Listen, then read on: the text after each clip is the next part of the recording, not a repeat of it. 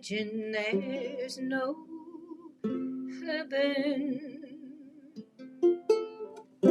It's easy if you try. Hello, Jewell Starsinger here.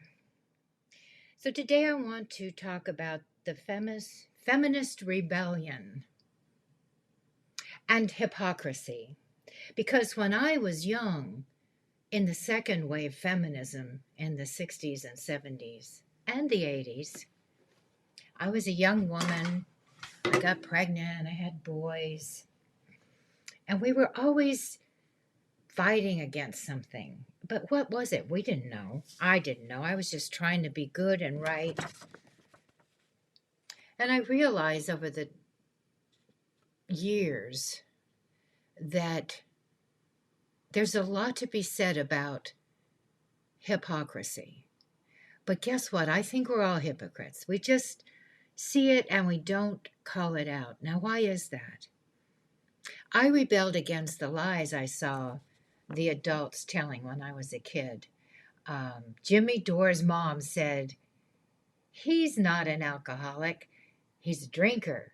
And that was a big deal in those days. I mean, in the 50s, everybody was drunk. It was like Tudor England. Everybody was drunk, except they were the adults in Tudor England. Everybody was drunk, including the children. They all drank wine and beer all the time. That's what they drank because the water would kill you. Anyway, they couldn't talk about their bad habits. And so we saw that as hypocrisy, but I really think they were just afraid. It was so tribal. And tribalism is a feminine construct. And that is a thing that none of us really understand, is yin and yang, feminine, masculine. Anyway, when I finally got to the point where I said to them, you guys are alcoholics, they looked at me like I was the enemy, a traitor. You're not supposed to say that out loud. And I didn't mean it as an insult. I meant to point out the naked emperor. But that child that points out the naked emperor is not the golden child. That truth seer child is gaslit. They gaslight that truth seer child. The seer child is oh no. They say, you are silly. You are silly little poorless child, you silly little. Shut up. As Tucker says, shut up. I love Tucker. He's a hoot now. Anyway, so I rebelled against lying as a young adult in the 60s and the 70s. And I rebelled against the shunning and the shaming that the tribe does, because that's feminine power, is to say, you can't be in our coffee clutch.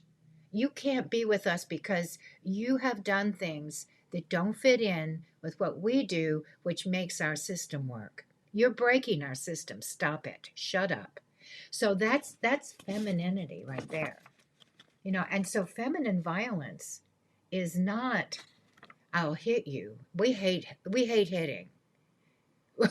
We feminines, we hate hitting. We don't like it. That's for boys. Girls don't hit. That's why girl fights are so sexy for boys. I mean, the boys are like, oh, girl fight.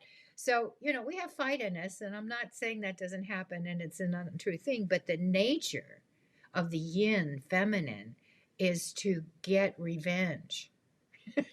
It's not to strike out immediately, because yang strikes out. So when girls are striking out in girl fighting, they're acting masculine. They're doing the boy thing. But from one of the things I understand from Dr. Leonard Sachs, who wrote Why Gender Matters, is that, when girls hit each other and hurt each other physically, that can be a lifelong shunning that they do to each other. They will not forgive it. Whereas when the boys hit each other and fight, they're done fighting and then they laugh and, hey, buddy, they're even closer friends then. But the feminine doesn't do that. The feminine is like, all right, I'm going to poison you in your sleep 10 years 10 years later. I mean, the feminine is subversive, dark, deep, and retaliates um, quietly behind the scenes. The feminine is, I mean, that's why the um the Christians and the one male god people thought that, we got to get rid of her because she's really creepy. She got snakes in her hair, and she's creepy scary, so we got to get rid of that bitch. She's frightening, and she is. And see, I think that's the important distinction here, that we need to understand these energies, understanding how yin and yang work and what they are in their basic forms will help us to understand ourselves better.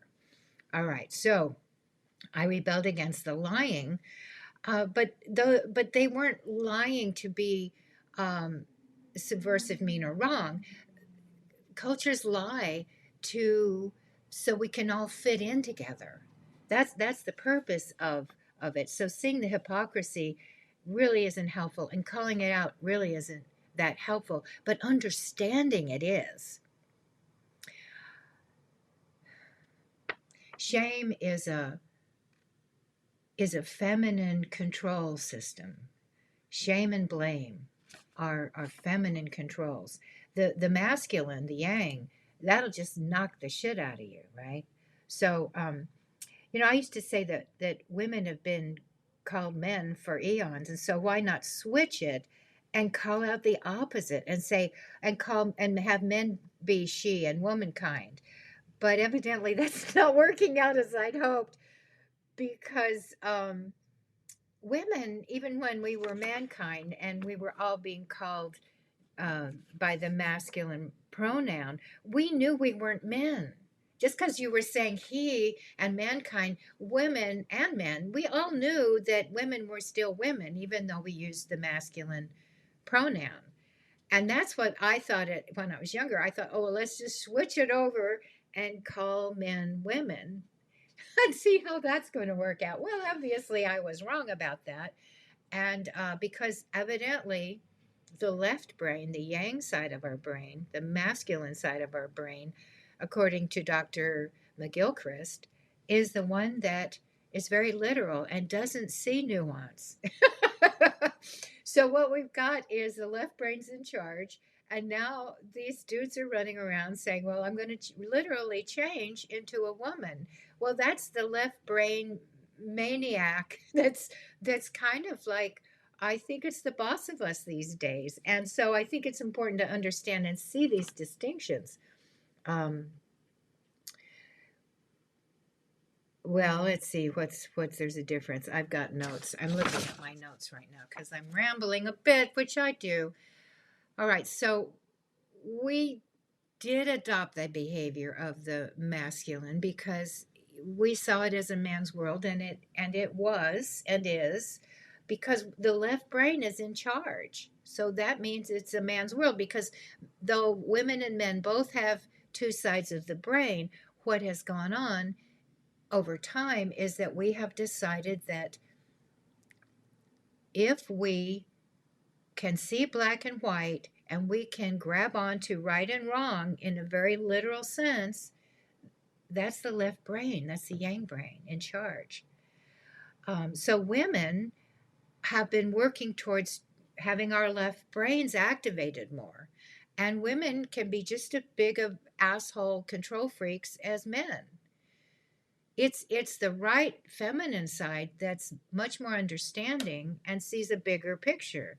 The feminine brain, when she's in good spirits, she sees, oh yeah, that guy punched a guy, and it's not that he's a bad, wicked criminal. Wait a minute, let's look and see what happened to him and see what has led him to this. That's a right brain train of thought, right?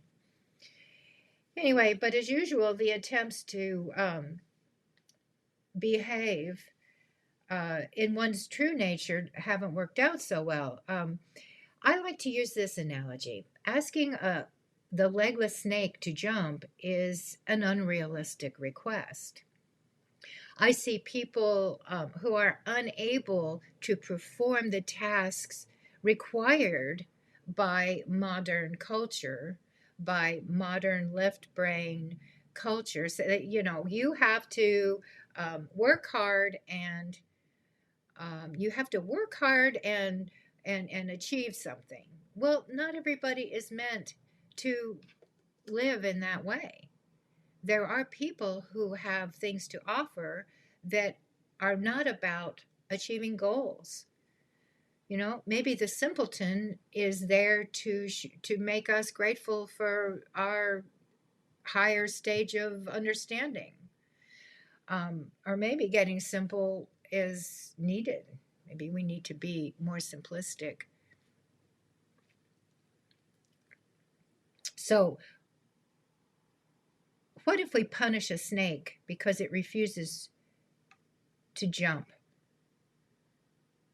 Is it refusing to jump? Does that make sense? When we punish a person for not performing an impossible task, what does that say about us? How can we be so dumb? If I tell you to jump and you don't have any legs, am I the wrong one? Who's wrong? I think I'm an asshole if I do that, or I'm stupid, or I'm blind, or I'm narcissistically trying to gaslight a legless person because they refuse to jump. Just don't jump, because you're not jumping because you're defying me. Really? Really? The legless guy is not jumping to defy me because I said he should jump. Okay, that's just dumb. I see a lot of dumb in modernity. I see a lot of dumb.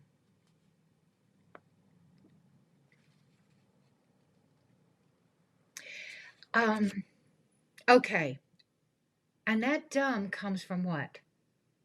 That dumb comes from my abilities are the one and only sanctioned abilities. Jumping is required in this society. If you cannot jump, you have to go away. We will shame you or blame you or kill you.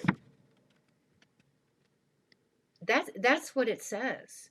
And what is that one requirement, that one virtue comes from? And it comes from my perpetual cause, which is to say that having one God is not enough. Because the one God mentality is what brings us back into that I'm right and you're wrong. If we have two gods, a balanced system of a lady god and a man god, then we understand their qualities and how they blended together to make us. Hey, I think that gives us the bigger picture. And that might be my feminine brain in charge. And maybe that's not a bad thing.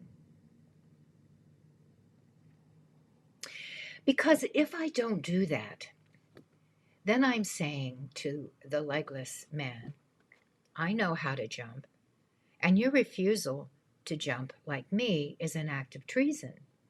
The fact that you are incapable is of no concern. The tribe doesn't care if you don't have any legs. If you're legless, you don't belong in the tribe. And the fact that you're not made for jumping is no excuse. You have to go away. All snakes must learn to hop. Really? Well, why? Because hopping is goodly and righteous and goddish. The legless must be ungodish, therefore punish them. And the feminine tribe shuns the legless. Go away. Be alone. We don't like you. You're not like us. The masculine tribe will kill them. Die, evil entity. So right now, we have this trans thing going on, and it's making everybody nuts. My thought on that is that we've just taken it too far. In other words, you can't accept every whim. And the tribe says that you can't accept every whim. And how far do we go in saying that someone is incapable of performing the tasks of the tribe and that they should be shunned or killed? And that's what the activists are saying, is that that's not okay. And I understand that. That makes sense. But they've taken it to a place where it's not fair to the tribe now, where we're saying, wait a minute, now we're going the other way, aren't we? Are we saying that the legless are now the ones with pretend legs? So we'll pretend that the legless have legs because they say they do. And what does that mean for the rest of us and for our future? It means that we'll be pretend hopping and jumping, and that we'll be pretend seeing two legs under our torsos. And then where will we go? We will pretend that we went somewhere walking, or maybe driving, unless we can have hand gear on our steering. I mean, do you see where this is going? It's going to crazy place, crazy town. Okay, so I am going to say, think on it, and let me know what you think about this legless world and this tribalism. Imagine there's no heaven. It's easy if you try. No hell above us, only sky. Imagine all the people